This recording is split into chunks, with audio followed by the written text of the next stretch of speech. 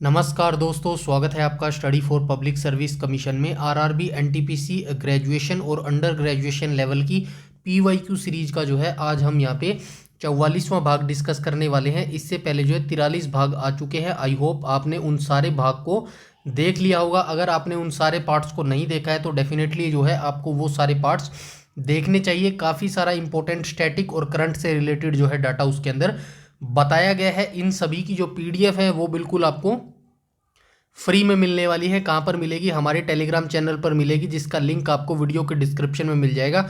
वहाँ से Telegram join करके जो है सारी पीडीएफ आप प्राप्त कर सकते हैं। और ये सीरीज हमारी कब तक चलेगी? तो टोटल 125 शिफ्ट हम इसके अंदर जो है करवाने वाले हैं। तो अगर आप आरआरबी एनटीपीसी का जो है CBT 1 एग्ज़ाम क्लियर करना चाहते हैं तो आपको जो है ये प्रीवियस ईयर क्वेश्चन सीरीज जो है ज़रूर देखनी पड़ेगी, अंत तक देखनी पड़ेगी। इससे जो है आपको बहुत सारे फायदे होने वाले हैं। एक तो जो है आपको क्वेश्चनों का लेवल का पता लग जाएगा, और दूसरा आपको जो है आपकी तैयारी का भी पता लग जाएगा कि कितने आप जो है क्वेश्चन यहाँ पे अटेम्प्ट कर पा रहे हैं। तो इस वीडियो सीरीज को अंत तक जरूर देखिएगा। इसके अलावा कोई भी अगर आपका डाउट, क्वेरी या फिर सजेशन है तो प्लीज़ कमेंट सेक्शन में कमेंट करके बता सकते हैं। तो चलिए आज के वीडियो सेशन की हम शुरुआत कर लेते हैं। क्वेश्चन नंबर फर्स्ट पर चलते हैं। तो क्वेश्चन नंबर फर्स्ट में क्या कहा गया है? निम्नलिखित में से कौन 2011 में 969 railway engineer regiment of territorial army में शामिल हुई थी? वह भारतीय सेवा की पहली महिला जवान थी। तो ये सेवा नहीं आएगा, सेना आएगा यहाँ पे, ठीक है, सेना। भारतीय सेना की ये पहली महिला जवान थी। तो ये कौन थी? तो राइट ऑप्शन हो जाएगा ऑप्शन नंबर डी। तो ये सापेर शांति तिग्गा हो जाएंगी।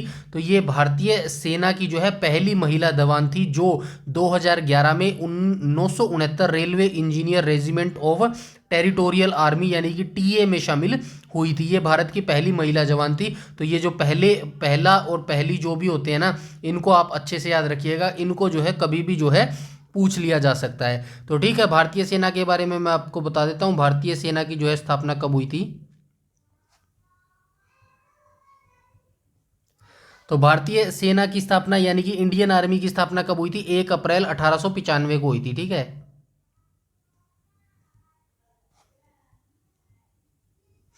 एक अप्रैल 1895 को इसकी स्थापना हुई थी। तो सेना दिवस जो है हर साल कब मनाया जाता है? सेना दिवस, भारतीय सेना दिवस जो है कब मनाया जाता है? तो भारतीय सेना दिवस जो है ये बनाया जाता है 15 जनवरी को, ठीक है।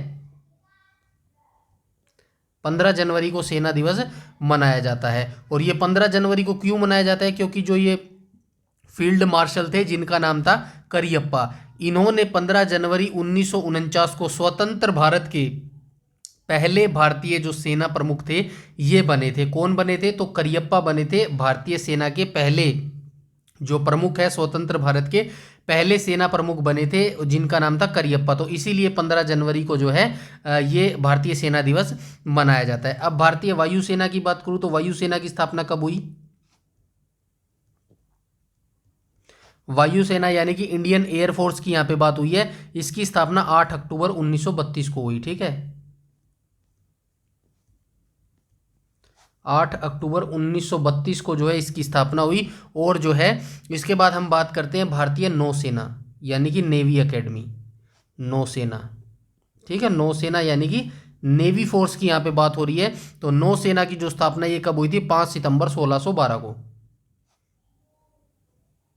5 सितंबर 1612 को जो है ये इंडियन नेवी की स्थापना हुई थी। और 4 दिसंबर को जो है नौसेना दिवस मनाया जाता है, ठीक है, 4 दिसंबर को।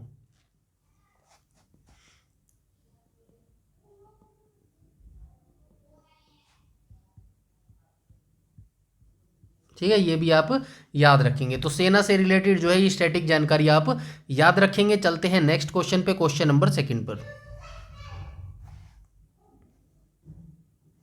क्वेश्चन नंबर सेकंड में बोला गया है कामत नामचा बरवा गुरला मांदता निम्न में से किसके नाम है? ये जो ऊपर नाम दिए गए हैं ये किसके नाम है? हिमालय से निकलने वाली नदियां हैं, हिमालय के ज्वालामुखियों के नाम है, हिमालय में रहने वाली जनजातियों के नाम है या फिर हिमालय की पर्वत चोटियां हैं? तो राइट ऑप्शन हो जाएगा ऑप्शन नंबर डी। तो ये कामेत, नामचा बरवा और गुरला मंदाता, ये किसका नाम है? तो ये हिमालय की जो है पर्वत चोटियों के नाम है। कामेत की बात करूं तो कामेत कहां पर अवस्थित है? ये कामेत पर्वत ये उत्तराखंड के अंदर अवस्थित है, ठीक है, उत्तराखंड के अंदर कामेत पर्वत हो जाएगा उत्तराखंड के अंदर। उसके बाद हम बात करते हैं नामचा बरवा की।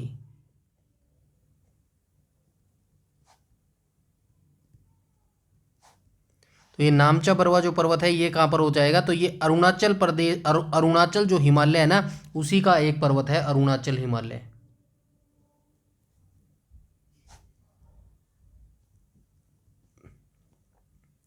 ठीक है, ये हो जाएगा। उसके बाद हम बात करें गुरला मंदाता की,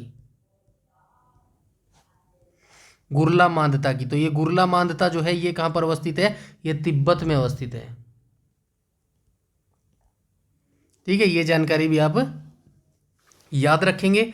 चलते हैं नेक्स्ट क्वेश्चन पे, क्वेश्चन नंबर 3 पर। तो क्वेश्चन नंबर 3 में बोला गया कैलाश सत्यार्थी किसके संस्थापक है?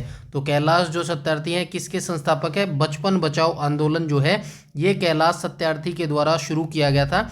और कब शुरू किया गया था? 1980 में जो है बचपन बचाओ आंदोलन जो है कैलाश सत्यार्थी ने शुरू किया था। अब कैलाश सत्यार्थी के बारे में आप क्या जानते हैं? कैलाश सत्यार्थी को जो है एक बहुत इंपॉर्टेंट जो है प्राइज मिला है। कौन सा मिला है वो आप मुझे कमेंट सेक्शन में कमेंट करके बताएंगे। ठीक है, चलते हैं नेक्स्ट क्वेश्चन पे, क्वेश्चन नंबर 4 पर।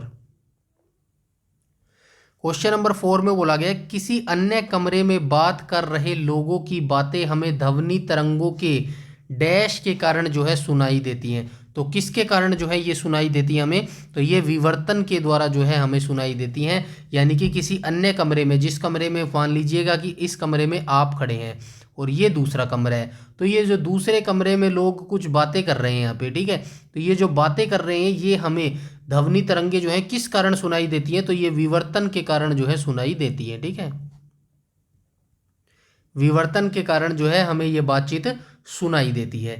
चलते हैं क्वेश्चन नंबर 5 पर। और क्वेश्चन नंबर 5 में क्या कहा गया? निम्नलिखित में से क्या संयुक्त राष्ट्र का एक अंग नहीं है?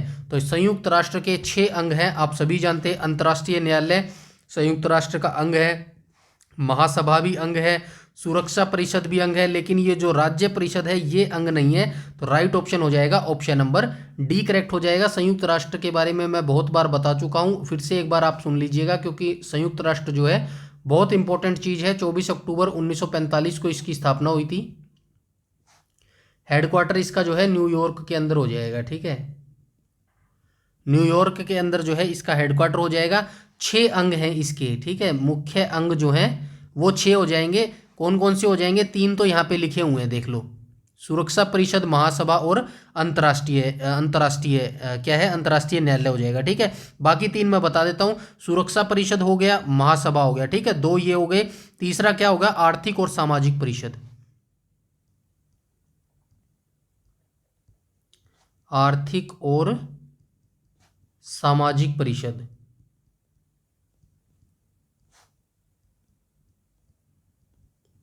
ठीक है, तीसरा ये हो गया। उसके बाद क्या आएगा? न्यास परिषद हो जाएगा।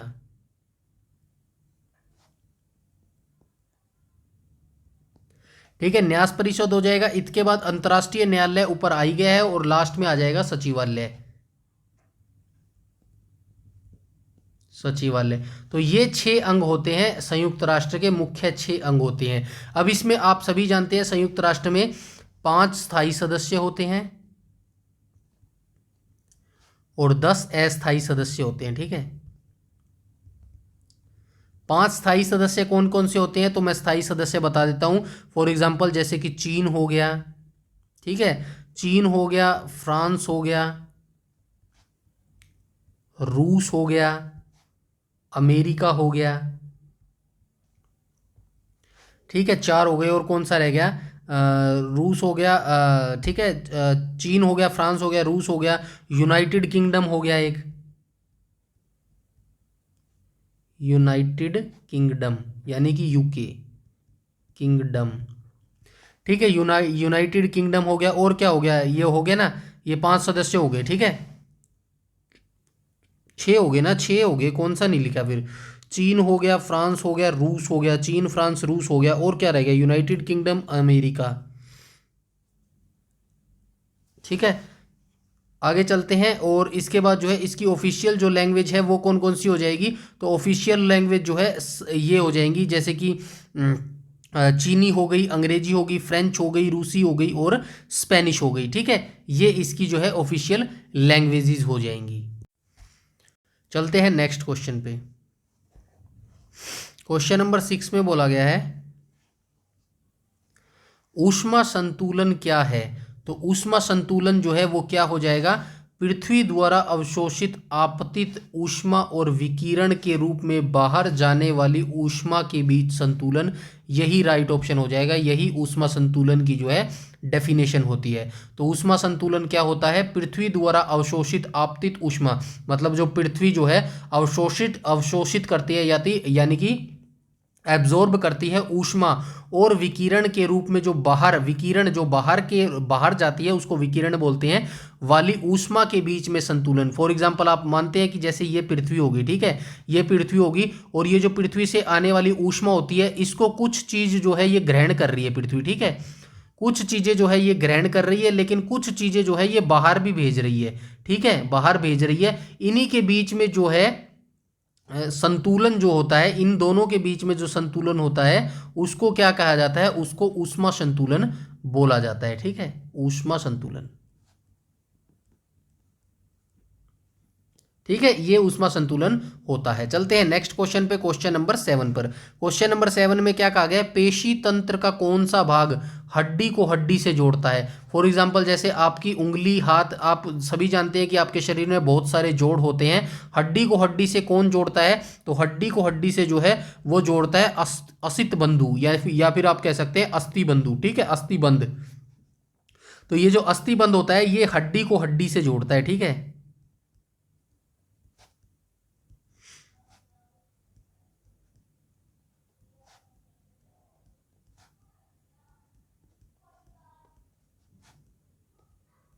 ठीक है, हड्डी को हड्डी से कौन जोड़ता है? तो असित बंध जो है हड्डी को हड्डी से जोड़ता है। क्वेश्चन नंबर 8 पर चलें तो क्वेश्चन नंबर 8 में क्या कहा गया है? निम्नलिखित में से क्या सार्वजनिक क्षेत्र की एक इकाई नहीं है? सार्वजनिक क्षेत्र यानी सरकारी यहाँ पे बात की गई है। बीसीसीएल एक सरकारी है, भेल एक सरकारी है, एनटीपीसी एक सरकारी है। ये दोनों चीज क्या है? एक महारत्न कंपनी है। ठीक है, महारत्न कंपनी है। और वर्तमान में कितनी महारत्न कंपनी है? तो 14 महारत्न कंपनी है। ठीक है, ये भी चीज़ जो है आप याद रखेंगे। और एनटीपीसी को महारत्न का दर्जा कब मिला था? 1975 में मिला था। ठीक है, ये भी चीज़ आप याद रखेंगे। आईसीआईसीआई जो है ये एक बैंक है जो कि एक प्राइवेटाइजेशन जो है बैंक है। ठीक है, वर्तमान में कितने राष्ट्रीयकृत बैंक है? राष्ट्रीयकृत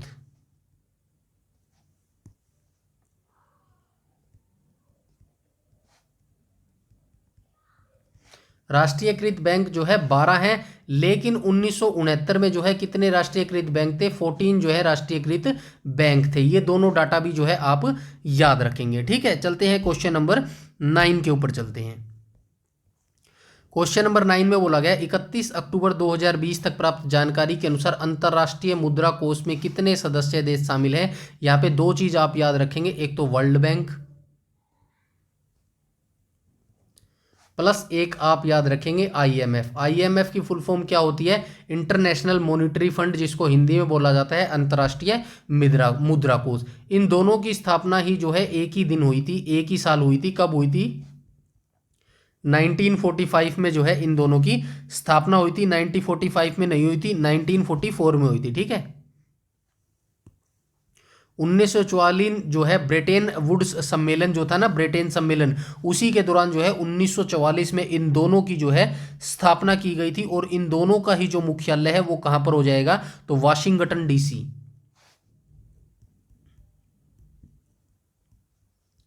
ठीक है, वाशिंगटन डीसी में जो है इनके मुख्यालय हो जाएंगे। ठीक है, ये चीज़ भी जो है आप याद रखेंगे। और इसके अंदर जो टोटल मेंबर है वो कितने हो जाएंगे, तो 190 जो है टोटल मेंबर हो जाएंगे। ये 2020 तक की डाटा था, लेकिन वर्तमान 2025 का जो है डाटा आप अपडेट कर लेना, क्या पता एक आधा देश जो है और ऐड हो गया हो। तो 2025 में जो है अंतर्राष्ट्रीय मुद्रा कोष के अंदर टोटल कितने देश है ये आप एक बार जो है अपडेट जरूर कर लीजिएगा। चलते हैं क्वेश्चन नंबर 10 पर। क्वेश्चन नंबर 10 में बोला गया अंतर्राष्ट्रीय श्रम संगठन का मुख्यालय कहाँ पर है, तो ये हो जाएगा जिनेवा के अंदर। अंतर्राष्ट्रीय श्रम संगठन यानी कि ILO, इंटरनेशनल लेबर ऑर्गेनाइजेशन की यहाँ पे बात की गई है। स्थापना की बात करूँ तो कब हुई थी, स्थापना हुई थी 1919 में। ठीक है, 1919 में इसकी स्थापना हुई थी। और हेडक्वार्टर की बात करूं मुख्यालय की, तो कहाँ पर हो जाएगा, स्विट्जरलैंड के जिनेवा में जो है इसका हेडक्वार्टर हो जाएगा। ठीक है, ये चीज़ें भी जो है आप याद रखेंगे। चलते हैं नेक्स्ट क्वेश्चन पे। क्वेश्चन नंबर, ये ना ऑप्शन नंबर ए करेक्ट हो जाएगा। ठीक है, जिनेवा स्विट्जरलैंड में। उसके बाद चलते हैं हम क्वेश्चन नंबर 11 पर। क्वेश्चन नंबर 11 में बोला गया 24वें तीर्थंकर का नाम क्या था, तो ये महावीर स्वामी था। ठीक है, महावीर स्वामी। तो महावीर स्वामी से याद कर लेते हैं, थोड़े से जैन धर्म के बारे में बात कर लेते हैं। तो जैन धर्म की जो है स्थापना किसने की थी, जैन धर्म की जो है स्थापना ऋषभ देव ने की थी। ठीक है, ऋषभ देव। और ये जो है ऋषभ देव कौन थे, तो ये प्रथम जैन तीर्थंकर भी थे। ठीक है, प्रथम जैन तीर्थंकर थे। और 24वें जो कि अंतिम तीर्थंकर थे ये कौन थे, तो 24वें थे महावीर स्वामी। महावीर स्वामी को के बारे में जो है थोड़ा सा आपको जानकारी होनी चाहिए। इनका जो है जन्म कब हुआ था, 599 ईसा पूर्व में जो है इनका जन्म हुआ था। ठीक है, 599 ईसा पूर्व में जो है बिहार के वैशाली जिले के कुंडग्राम में जो है इनका जन्म हुआ था, कुंडग्राम। ठीक है, कुंडग्राम में इनका जन्म हुआ था। और इनका जो बचपन का नाम क्या था, बचपन का नाम इनका वर्धमान था। ठीक है, इतनी जानकारी आप जो है ये महावीर स्वामी के बारे में भी याद रखेंगे। राइट ऑप्शन हो जाएगा ऑप्शन नंबर ए, 24वें जैन तीर्थंकर थे। और ये जो ऋषभनाथ थे ये कौन थे, तो ये प्रथम तीर्थंकर थे। ठीक है, ये चीज जो है आप याद रखेंगे। चलते हैं क्वेश्चन नंबर 12 पर। क्वेश्चन नंबर 12 में बोला गया कोलेरू झील कहाँ पर अवस्थित है, तो कोलेरू झील जो है ये आंध्र प्रदेश के अंदर अवस्थित है। और ये कौन से पानी की झील है, ताजे या खारे की, तो ताजे पानी की झील है ये। ठीक है, ताजे पानी की ये झील है, कौन सी है, कोलेरू। कहाँ पर अवस्थित है, आंध्र प्रदेश के अंदर ये अवस्थित है। चलते हैं नेक्स्ट क्वेश्चन पे, क्वेश्चन नंबर 13 पर। क्वेश्चन नंबर 13 में बोला गया डैश के अंतर्गत भूकंपों का जो है अध्ययन किया जाता है। तो भूकंपों का जो अध्ययन है वो किसके अंतर्गत जो है किया जाता है, तो सीस्मोलॉजी के अंतर्गत जो है भूकंपों का अध्ययन किया जाता है। भूकंप की तीव्रता को किस में नापते हैं, तीव्रता को जो है रिक्टर स्केल के ऊपर जो है नापते हैं, रिक्टर स्केल के ऊपर नापते हैं। ठीक है, भूकंप की तीव्रता जो होती है, भूकंप कितना तेज आया है, ये रिक्टर स्केल के ऊपर जो है मापते हैं। और उसके बाद जो है भूकंप को मापने के लिए सीस्मोग्राफ नामक उपकरण का भी इस्तेमाल किया जाता है, जो धरती में होने वाले हलचल ग्राफ जो है बनाता है, इसको सीस्मोग्राफ बोलते हैं। ठीक है, सीस्मोग्राफ भी कहीं कहीं आपने देखा होगा, सीस्मोग्राफ। ठीक है, सीस्मोग्राफ का यूज जो है क्यों किया जाता है, तो सीस्मोग्राफ उपकरण का जो यूज है धरती में होने वाली हलचल, धरती में होने वाली हलचल का ग्राफ बनाता है। ठीक है, ठीक है, ये चीजें भी जो है आप याद रखेंगे। चलते हैं नेक्स्ट क्वेश्चन पे, क्वेश्चन नंबर 14 पर। क्वेश्चन नंबर 14 में क्या गया है, क्या कहा गया है, IPAB की स्थापना 2003 में वाणिज्य एवं उद्योग मंत्रालय के अधीन हुई थी, इसका पूर्ण रूप क्या है, तो ये चीज आपको याद रखना है। IPAB की फुल फॉर्म पूछी गई है, इसकी स्थापना कब हुई थी, 2003 में इसकी स्थापना हुई थी। किस मंत्रालय के अंतर्गत आता है, वाणिज्य एवं उद्योग मंत्रालय के अंतर्गत ये आता है। तो IPAB की जो फुल फॉर्म है वो क्या हो जाएगी, तो इंटेलेक्चुअल प्रॉपर्टी अपीलेट बोर्ड जो है इसकी फुल फॉर्म हो जाएगी। ठीक है, आईपीएबी की फुल फॉर्म क्या हो जाएगी? इंटेलेक्चुअल प्रॉपर्टी अपीलेट बोर्ड, जिसकी स्थापना 2003 में वाणिज्य एवं उद्योग मंत्रालय के अधीन जो है की गई थी। नेक्स्ट क्वेश्चन देख लेते हैं, क्वेश्चन नंबर 15। क्वेश्चन नंबर 15 में बोला गया ध्वनि की तीव्रता को मापने के लिए निम्नलिखित में से किस मात्रक का जो है उपयोग किया जाता है? तो ध्वनि को मापने के लिए जो है किसका उपयोग किया जाता है? तो ध्वनि को मापने के लिए भाई डेसिबल का जो है उपयोग किया जाता है। ठीक है, डेसिबल में जो है ध्वनि को मापा जाता है। उसके बाद हम पास्कल की बात करें तो पास्कल किसकी इकाई है? तो ये दाब को मापने की इकाई है। ठीक है, प्रेशर यानी कि दाब किस में मापा जाता है? जो है पास्कल के द्वारा जो है दाब को मापा जाता है। तो पास्कल दाब मापने की इकाई हो जाएगी। उसके बाद क्यूरी की बात करो तो क्यूरी किसकी इकाई हो जाएगी? रेडियोधर्मिता की इकाई। रेडियोधर्मिता, ठीक है, रेडियोधर्मिता की इकाई क्या हो जाएगी? क्यूरी हो जाएगी। उसके बाद हम बात करें जूल की, तो जूल किसकी हो जाएगी? ऊर्जा की। ठीक है, कार्य की ऊर्जा की जो है एसआई यूनिट हो जाएगी। ठीक है, चलते हैं क्वेश्चन नंबर 16 पर। 16 में क्या कहा गया? हवा की गति को मापने के लिए किस उपकरण का उपयोग किया जाता है? तो हवा की गति को मापने के लिए जो है एनीमोमीटर का जो है यूज किया जाता है। हवा की गति हम किस में माप सकते हैं? तो हवा की गति जो है हम एनीमोमीटर के अंदर माप सकते हैं। उसके बाद आप देख सकते हैं हाइग्रोमीटर जो है, हाइग्रोमीटर का उपयोग क्यों किया जाता है? अपेक्षित आर्द्रता को मापने के लिए जो है हाइग्रो नहीं आएगा यहाँ पे, हाइग्रोमीटर आएगा भाई, हाइग्रोमीटर। ठीक है, हाइग्रोमीटर। तो जो आर्द्रता होती है ना, आर्द्रता जो वायुमंडल में या फिर किसी भी चीज में जो है पानी की मात्रा कितनी है वो मापने के लिए जो है हाइग्रोमीटर का जो है यूज किया जाता है। ठीक है, उसके बाद ए मीटर की बात करूं तो ए मीटर का यूज किस में किया जाता है? विद्युत धारिता को मापने के लिए। ठीक है, विद्युत धारिता को मापने के लिए।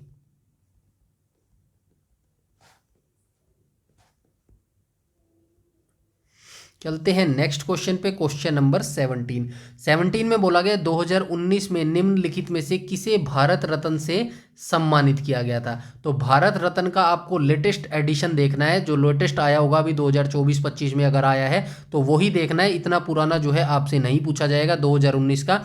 वैसे मैं आंसर बता देता हूँ, नानाजी देशमुख को जो है 2019 में भारत रत्न से सम्मानित किया गया था। भारत रत्न जो है इसकी शुरुआत कब हुई थी? तो भारत रत्न जो है ये हमारा सबसे बड़ा सिविलियन अवार्ड है, सबसे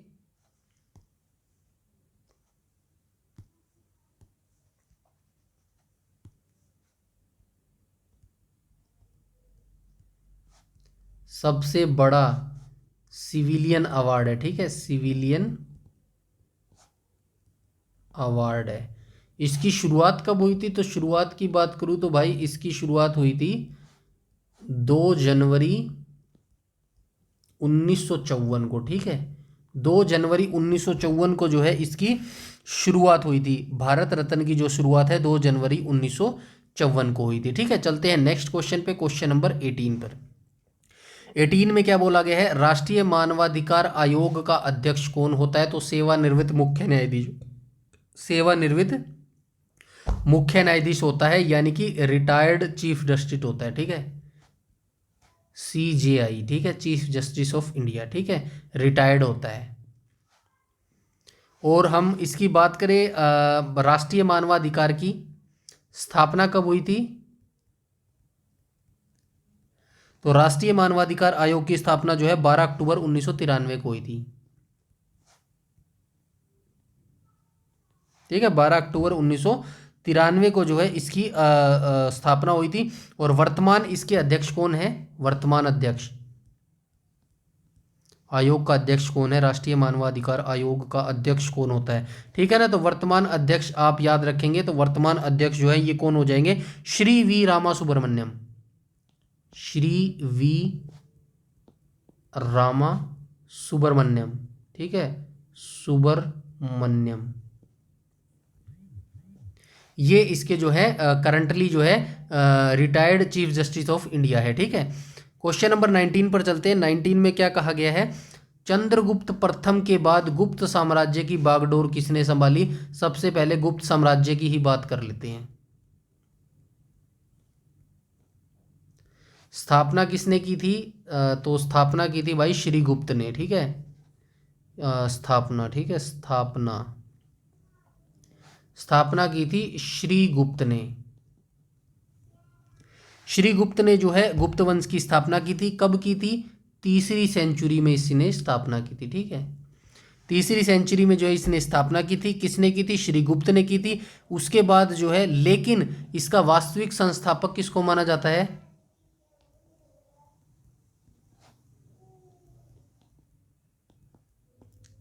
वास्तविक संस्थापक माना जाता है चंद्रगुप्त प्रथम को। चंद्रगुप्त प्रथम को। ये वो चंद्रगुप्त प्रथम नहीं है। कभी आप सोचो कि भाई वो चंद्रगुप्त जो चाणक्य वाला चंद्रगुप्त, वो वाला नहीं है। वो मौर्य वंश से संबंधित था चंद्रगुप्त, ठीक है ना। ये आपको याद रखना, ये गुप्त साम्राज्य वाले चंद्रगुप्त हैं। थोड़ा सा डिफरेंस है इनके अंदर, आप याद रख लेना, ठीक है।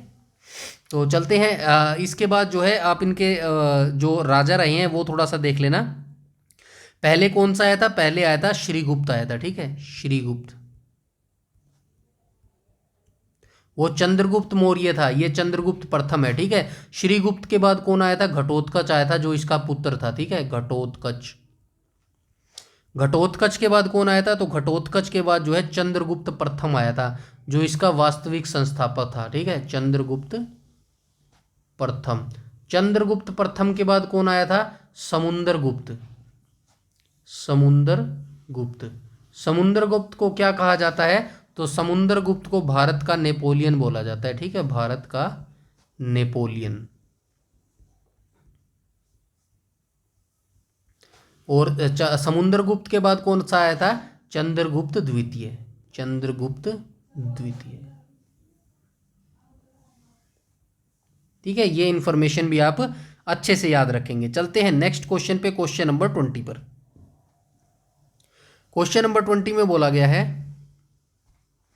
डैश मध्य प्रदेश में भगवान बुद्ध के सम्मान में सम्राट अशोक द्वारा बनवाया गया बौद्ध स्मारक है। कौन सा हो जाएगा? तो ये हो जाएगा भाई, ये सांची का स्तूप हो जाएगा। तो सांची जो स्तूप है ये कहाँ पर अवस्थित है? मध्य प्रदेश में अवस्थित है। और किसके सम्मान में बनाया गया था? भगवान बुद्ध के सम्मान में बनाया गया था। किसने बनाया था? सम्राट अशोक ने बनाया था। किसके पोते थे?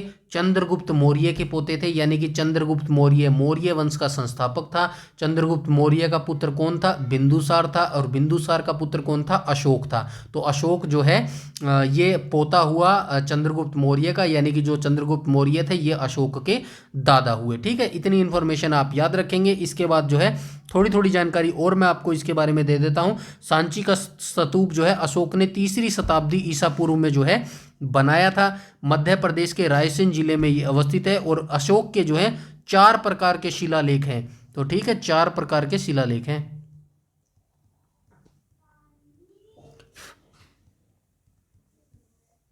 शिलालेख, ठीक है, 4 प्रकार के ये शिलालेख हैं। और जो है इसके द्वारा कितने शिलालेख जो है खुदवाए गए थे? तो इसके द्वारा जो है 14 शिलालेख जो है खुदवाए गए थे, ठीक है, 14 शिलालेख। और 13वें शिलालेख में किसका वर्णन मिलता है? 13वें शिलालेख में, 13वें शिलालेख में कलिंग युद्ध का जो है वर्णन मिलता है। कलिंग युद्ध का। कलिंग युद्ध कब हुआ था? कलिंग युद्ध ये कब हुआ था? तो ये 261 ईसा पूर्व जो है ये युद्ध हुआ था, ठीक है, 261 में जो है ये युद्ध हुआ था। और कलिंग राज्य और जो है अशोक के बीच में ये युद्ध हुआ था। कलिंग वर्तमान का क्या है? कलिंग राज्य वर्तमान में कौन सा राज्य है? कलिंग जो है वर्तमान में उड़ीसा राज्य है, ठीक है, उड़ीसा, ठीक है, उड़ीसा राज्य है। और इससे आप क्या जान सकते हैं? सम्राट अशोक आप सभी जानते हैं मौर्य वंश से संबंधित था। और मौर्य वंश की स्थापना किसने की थी? चंद्रगुप्त मौर्य ने की थी। और आप क्या याद रख सकते हैं? फिलहाल के लिए आप इतनी जानकारी जो है आप याद रखिएगा, ठीक है। चलते हैं हम नेक्स्ट क्वेश्चन पे, क्वेश्चन नंबर 21 पर। क्वेश्चन नंबर 21 में बोला गया है कौन सी एक वोलेटाइल मेमोरी है? तो RAM is a right option हो जाएगा। रैम जो है एक वोलेटाइल मेमोरी है, रैम की फुल फॉर्म हो जाएगी रैंडम एक्सेस मेमोरी। ठीक है, क्वेश्चन नंबर 21 का राइट ऑप्शन हो जाएगा ऑप्शन नंबर ए। चलते हैं क्वेश्चन नंबर 22। काठियावाड़ प्रायद्वीप डैश का भौगोलिक और सांस्कृतिक विस्तार है, तो ये अहमदाबाद का जो है भौगोलिक और सांस्कृतिक विस्तार हो जाएगा।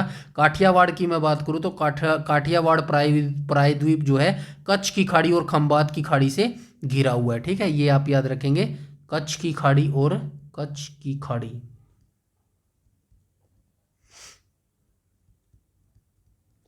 कच्छ की खाड़ी और खंबात की खाड़ियों से घिरा हुआ है। ठीक है, खंबात की खाड़ी। ठीक है, ये जो काठियावाड़ प्रायद्वीप है ना, ये कच्छ की खाड़ी और खंबात की खाड़ी से घिरा हुआ है। चलते हैं नेक्स्ट क्वेश्चन पे, क्वेश्चन नंबर 23 पर। 23 में बोला गया वर्ष 2019 में निम्न में से किस पुस्तक को मैन बुकर अंतर्राष्ट्रीय पुरस्कार प्राप्त हुआ। तो ये 2019 का आपको इतना पुराना याद रखने की जरूरत नहीं है, लेटेस्ट जो भी आया होगा बुकर पुरस्कार या फिर अंतर्राष्ट्रीय बुकर पुरस्कार, आप सभी जानते हैं दो प्रकार के ये पुरस्कार होते हैं, एक तो बुकर पुरस्कार होता है और एक अंतर्राष्ट्रीय बुकर होता है। ठीक है, अंतर्राष्ट्रीय बुकर, अंतर्राष्ट्रीय बुकर, इनका जो लेटेस्ट एडिशन आया होगा ना उसी को याद रखना है, आपको इतना पीछे जो है जाने की जरूरत नहीं है। बुकर पुरस्कार की बात करूँ तो 1969 में जो है इसकी शुरुआत हुई थी और 2005 में जो है इंटरनेशनल वाले की शुरुआत हुई थी। ठीक है, ये दोनों आप जो है याद रखेंगे। और ये किसके क्षेत्र में दिया जाता है, साहित्य के क्षेत्र में जो है ये पुरस्कार दिया जाता है, साहित्य, और उसमें भी जो है स्पेशल अंग्रेजी में दिया जाता है ये अवार्ड। ठीक है, इंग्लिश के अंदर जो साहित्य लिटरेचर लिखता है अंग्रेजी, इसमें जो है ये अवार्ड जो है दिया जाता है। अगर मैं भारतीयों की बात करूं तो पहले पुरुष कौन थे और पहले महिला जो है आपको याद रखने हैं, पहले पुरुष और पहले महिला, महिला पुरुष जिनको ये पुरस्कार मिला था। ठीक है, तो ये पहले पुरुष की बात करूं तो ये क्या नाम था, वी.एस. नायपाल।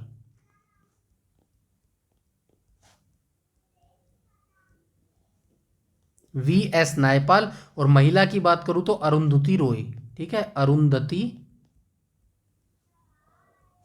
रॉय। ठीक है, ये पहली महिला थी जिनको मिला था अवार्ड और ये पहले पुरुष हो जाएंगे। ठीक है, ये चीजें भी आपको याद रखनी है। चलते हैं नेक्स्ट क्वेश्चन पे, क्वेश्चन नंबर 24 पर। 24 में बोला गया है महोत्सु पर्व भारत के किस भाग में मनाया जाता है, तो नागालैंड के अंदर जो है महोत्सु पर्व जो है मनाया जाता है। ठीक है, और अगर नागालैंड की बात करूं तो इसकी राजधानी हो जाएगी कोहिमा, गोवा की राजधानी हो जाएगी पणजी, राजस्थान की हो जाएगी जयपुर,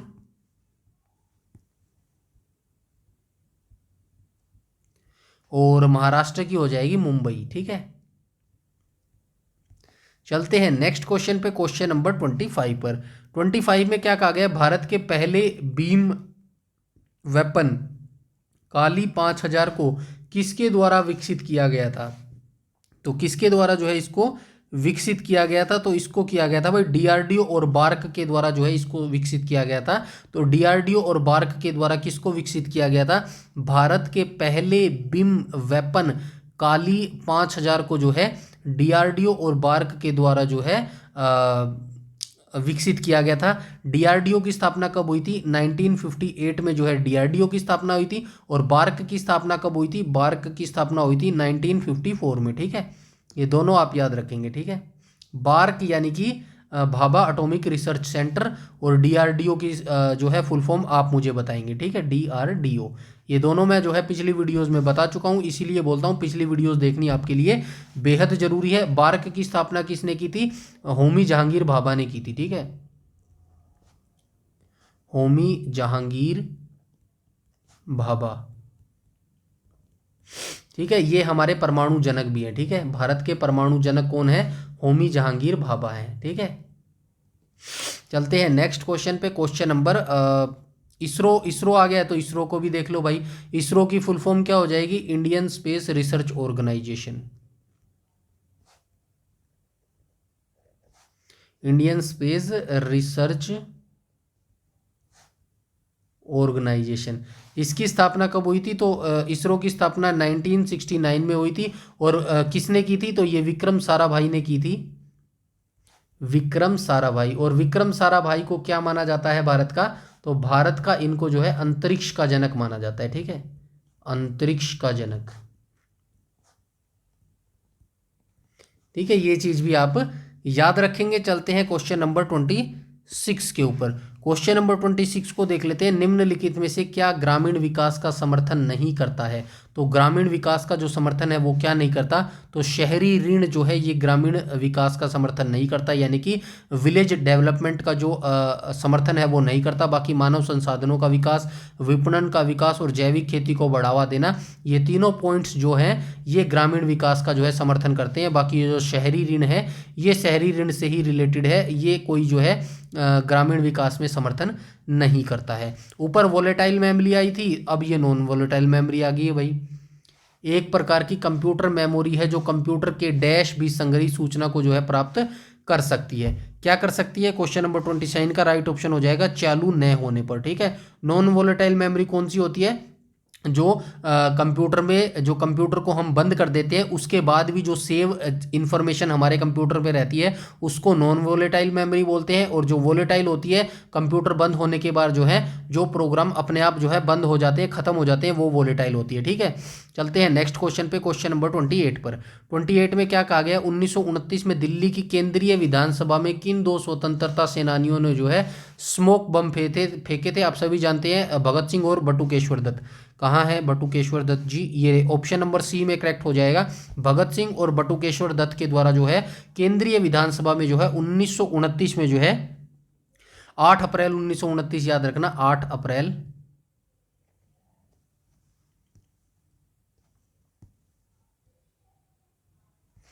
1929 को इन्होंने जो है बम फेंका था। और इन्होंने कहा था भाई, इन्होंने ये बम क्यों फेंका था? तो उन्होंने ये जो बम है ब्रिटिश सरकार द्वारा जो बिल लेके आए थे, public safety bill and trade dispute bill, इसी का विरोध करने के लिए जो है इन्होंने ये बम फेंका था। और इन्होंने बम फेंकने के बाद कहा था कि भाई हम जो है बहरों को सुनाना चाहते हैं, ये इनकी जो है पॉलिसी थी। और इन्होंने जो है भागने का प्रयास नहीं किया था, खुद जो है इन्होंने बम फेंका था। स्मोक बम फेंकने के बाद जो है टाइम मिल जाता है, ये चाहते तो भाग भी सकते थे, बट इन्होंने खुद जो है अपने आप को गिरफ्तार करवाया और जो है इनकलाब जिंदाबाद के नारे लगाए, ठीक है, इनकलाब जिंदाबाद। और इनकलाब जिंदाबाद का नारा पहली बार किसने दिया था? पहली बार दिया था हसरत, किसने दिया था? ये क्या नाम तो था इनका, क्या था? हसरत मोहानी ने दिया था, हसरत मोहानी, ठीक है, हसरत मोहानी ने। कब दिया था? 1921 में दिया था, ठीक है, 1921 में दिया था। लेकिन प्रसिद्ध ये किसने किया था? प्रसिद्ध इस नारे को जो है भगत सिंह ने किया था, ठीक है, भगत सिंह ने जो है इनको किया था। उसके बाद जो है आप सभी जानते हैं भगत सिंह को जो है राजगुरु सुखदेव के साथ जो है 23 मार्च 1931 को जो है फांसी दे दी जाती है। 23 मार्च 1931। आज क्या डेट हो गई है? आज 24 मार्च हो गई है, यानी कि कल जो है शहीदी दिवस हमने बनाया है। 23 मार्च को जो है इन्हीं की याद में शहीद दिवस हम हर साल बनाते हैं, ठीक है, ये जानकारी भी आप याद रखेंगे। चलते हैं क्वेश्चन नंबर 9 पर। प्लूटो ग्रह की खोज किसने की थी? सभी जानते हैं क्लाइड टॉमबोग ने की थी। ऑप्शन नंबर डी करेक्ट हो जाएगा क्वेश्चन नंबर 29 का, ठीक है। प्लूटो ग्रह की खोज जो है किसने की थी? 1930 में की थी ये, ठीक है, ये चीज भी आप याद रखेंगे। 1930 में जो है खगोल शास्त्री थे अमेरिका के क्लाइड टॉमबोग, इनके द्वारा जो है ये इनकी खोज की गई थी प्लूटो ग्रह की। जो है उस समय ये प्लूटो ग्रह को ग्रह माना गया था, लेकिन 2006 में इसको प्लूटो ग्रह की श्रेणी से जो है बाहर निकाल दिया गया और इसको बोना ग्रह की जो है संज्ञा दे दी गई, बोना ग्रह, ठीक है, ये भी आप याद रखेंगे। वर्तमान में हमारे 8 ग्रह हैं, ठीक है, 8 ग्रह। पहले 9 ग्रह थे, लेकिन अब जो है वर्तमान में हमारे 8 ग्रह हैं। कौन कौन से हैं? बुध हो गया, शुक्र हो गया, शनि हो गया, बुध हो गया, शुक्र हो गया, और क्या हो गया? पृथ्वी हो गया, मंगल हो गया, पृथ्वी हो गया, मंगल हो गया, और कौन सा हो गया? बृहस्पति हो गया, अरुण हो गया, बृहस्पति हो गया, अरुण हो गया, वरुण हो गया, ठीक है। कितने हो गए ये? 2 4 5 6 7 8 हो गए ना, ये 8 ग्रह हैं वर्तमान में हमारे, ठीक है। ये भी चीज़ जो है आप याद रखेंगे। चलते हैं क्वेश्चन नंबर 30 पर। 30 में कहा गया है माँ के गर्भ में बच्चा किसके माध्यम से अपना पोषण प्राप्त करता है। तो किसके माध्यम से जो है बच्चा अपना जो है पोषण प्राप्त करता है, तो राइट ऑप्शन हो जाएगा ऑप्शन नंबर डी करेक्ट हो जाएगा। बीजांडसन के द्वारा जो है बच्चा माँ के गर्भ में जो है अपना पोषण प्राप्त करता है। क्वेश्चन नंबर 31 की बात करूं तो दुनिया का पहला आधिकारिक एयरमेल फरवरी 1911 में डैश से डैश भेजा गया। तो कहाँ से कहाँ ये भेजा गया था, तो ये इलाहाबाद से जो है नैनी भेजा गया था। दुनिया का पहला आधिकारिक एयरमेल जो है 1911 में इलाहाबाद से जो है नैनी भेजा गया था। और इलाहाबाद नैनी से हमारा क्या गुजरता है, तो हमारा भारतीय मानक समय जो है ना, भारतीय मानक समय कितना है, 82.5 है, ठीक है, 82.5 है। ये इलाहाबाद के नैनी से गुजरता है, ठीक है, इलाहाबाद के नैनी से गुजरता है। और जो ग्रीन मीन विच टाइम जो है ना, उससे हम 5.5 घंटे आगे हैं, ये भी आप याद रखेंगे, ठीक है। चलते हैं नेक्स्ट क्वेश्चन पे। क्वेश्चन नंबर 32 में बोला गया नीला थोथा का रासायनिक नाम क्या है। यानी कि नीला थोथा का जो है यहाँ पे साइंटिफिक नेम पूछा गया, तो कॉपर सल्फेट जो है ये इसका साइंटिफिक नेम हो जाएगा, ठीक है।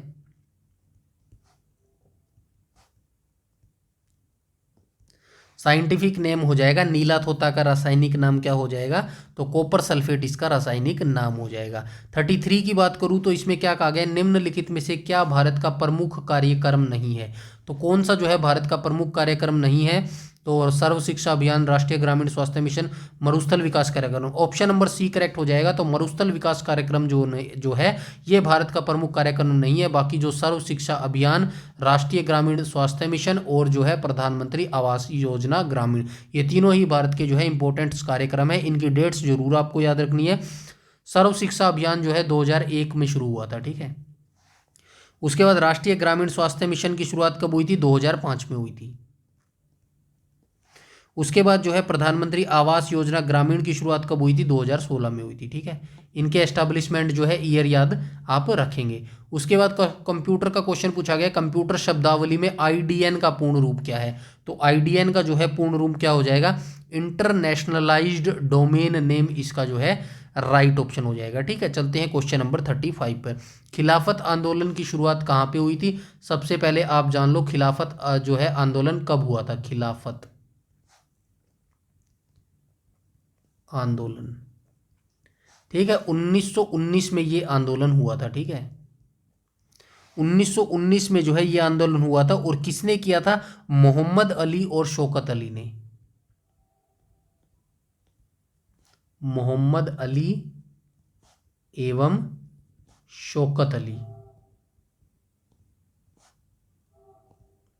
ठीक है, इनके द्वारा ये जो है किया गया था। और ये तुर्की के खलीफाओं के लिए किया गया था, ठीक है। ये जो तुर्की था ना, ब्रिटिश ईस्ट इंडिया कंपनी थी, उन्होंने तुर्की में जो है इसको तुर्की के खलीफाओं को जो है अपदस्थ कर दिया गया था, पद से जो है हटा दिया था, जिसकी वजह से जो है भारत के मुसलमान जो है क्रोधित हो गए थे। इसी वजह से जो है इन्होंने खिलाफत आंदोलन शुरू किया था, ठीक है। और इसी के साथ साथ जो है महात्मा गांधी ने जो है असहयोग आंदोलन शुरू किया था 1920 के अंदर, ठीक है। ये चीज़ भी जो है आप याद रखेंगे, ठीक है। चलते हैं नेक्स्ट क्वेश्चन पे। क्वेश्चन नंबर 36 पर चलते हैं। 36 में क्या कहा गया है, भारत का सबसे बड़ा नाभिकीय शक्ति केंद्र कहाँ पर अवस्थित है। तो भारत का सबसे बड़ा नाभिकीय शक्ति केंद्र जो है महाराष्ट्र के अंदर अवस्थित है, जिसका नाम हो जाएगा तारापुर, ठीक है। ये भी आप याद रखेंगे, तारापुर महाराष्ट्र के अंदर अवस्थित है, ये भी आप याद रखेंगे। उसके बाद कुछ और मैं नाभिकीय शक्ति केंद्र के बारे में बता देता हूं, जैसे कि कुडनकुलम, ये बहुत बार जो है जो मोस्टली जो पूछे जाते हैं यही पूछे जाते हैं जो मैं आपको यहाँ पे लिखने वाला हूँ, ठीक है। कुडनकुलम जो है ये कहाँ पर अवस्थित है, तमिलनाडु में अवस्थित है, तमिलनाडु में अवस्थित है। कब स्थापना हुई थी, 1998 में, ठीक है। उसके बाद हम बात करें तारापुर की, तारापुर कहाँ पर है, महाराष्ट्र के अंदर अवस्थित है। 1969 में जो है इसकी स्थापना हुई थी, ठीक है। उसके मैं बात करूँ कैगा की, कैगा कहाँ पर है? कर्नाटक के अंदर अवस्थित है। स्थापना कब हुई थी? स्थापना 2000 में हुई थी, ठीक है। नरोरा आप सभी जानते हैं यूपी के अंदर अवस्थित है, नरोरा यूपी के अंदर अवस्थित है। स्थापना कब हुई थी? 1991 के अंदर इसकी स्थापना हुई थी। चलते हैं क्वेश्चन नंबर 37 में कहा गया NCSM संस्कृति मंत्रालय के अधीन एक स्वायत्त संस्था है, इसका पूर्ण रूप क्या है, यानी कि फुल फॉर्म पूछी गई है। राइट ऑप्शन हो जाएगा national council of science museum, जो है NCSM की फुल फॉर्म हो जाएगी, और ये संस्कृति मंत्रालय के अधीन आता है, ठीक है। National council of science museum, ये इसका राइट ऑप्शन हो जाएगा। चलते हैं क्वेश्चन नंबर 38 पर। 38 में बोला गया भारत के राष्ट्रपति के महाभियोग की प्रक्रिया भारतीय संविधान के किस अनुच्छेद के उल्लिखित है? तो अनुच्छेद 61 हो जाएगा, ऑप्शन नंबर बी करेक्ट हो जाएगा। तो भारत के राष्ट्रपति महाभियोग की प्रक्रिया जो है ये अनुच्छेद 61 के अंदर आती है। मैं एक क्वेश्चन पूछता हूं आपसे, आप जरूर इस क्वेश्चन को आप आंसर कीजिएगा कमेंट सेक्शन में। जो भारत के राज्यपाल होते हैं ना, राज्य के राज्यपाल होते हैं जो, माफ कीजिएगा, राज्यपाल, राज्यपाल पर क्या महाभियोग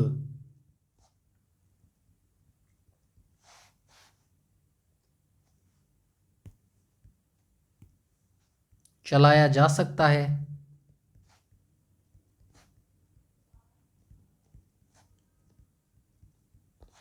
ये क्वेश्चन है आपका और आंसर आप देंगे। मैं ऑप्शन दे देता हूं आपको। ऑप्शन नंबर ए होएगा हाँ, और ऑप्शन बी होएगा ना, ठीक है। कमेंट सेक्शन में जरूर बताना कि राज्यपाल पर महाभियोग चलाया जा सकता है या फिर नहीं। राष्ट्रपति की बात करूं तो अनुच्छेद 52 से 62 के बीच में जो है ये आते हैं, ठीक है। ये भी आप जानकारी रखेंगे। उसके बाद चलते हैं क्वेश्चन नंबर 39। इसमें बोला गया nano science and technology mission की शुरुआत कब की गई थी? तो 2007 में जो है nano science and technology mission की जो है शुरुआत की गई थी। तो ये आज के जो है हमारे टॉप क्वेश्चन थे जो हमने यहाँ पे डिस्कस किए। ये 44वां भाग जो है हमने यहाँ पे आज डिस्कस कर लिया है। आई होप आपको वीडियो अच्छी लगी होगी। वीडियो अच्छी लगी तो प्लीज़ ज़्यादा से ज़्यादा लाइक करना और ज़्यादा से ज़्यादा शेयर करना अपने दोस्तों के साथ, जिनको जो है इस वीडियो का जो है बेनिफिट्स मिल सके। इस PDF को जो है आप बिल्कुल फ्री में हमारे टेलीग्राम चैनल से जो है प्राप्त कर सकते हैं, और जो है खुद अटेम्प्ट करके देखिएगा कितने क्वेश्चन जो है आप कर पा रहे हैं। टेलीग्राम चैनल को ज्वाइन कर लेना, उसके अंदर जो है डेली करंट अफेयर की पिक्स भी मैं अपलोड करते रहता हूँ। बहुत सारी जो चीज़ें आपको टेलीग्राम पर मिलने वाली है। इसके अलावा कोई भी अगर आपका डाउट, क्वेरी या सजेशन है तो कमेंट सेक्शन में कमेंट करके बता सकते हैं। चैनल पर पहली बार विजिट कर रहे हैं तो चैनल को सब्सक्राइब कर लीजिएगा और बेल आइकन बटन को टैप कर लीजिएगा, ताकि समय पर आपको सारी नोटिफिकेशन मिलती रहे। इस वीडियो में इतना ही रखते हैं, तब तक के लिए धन्यवाद।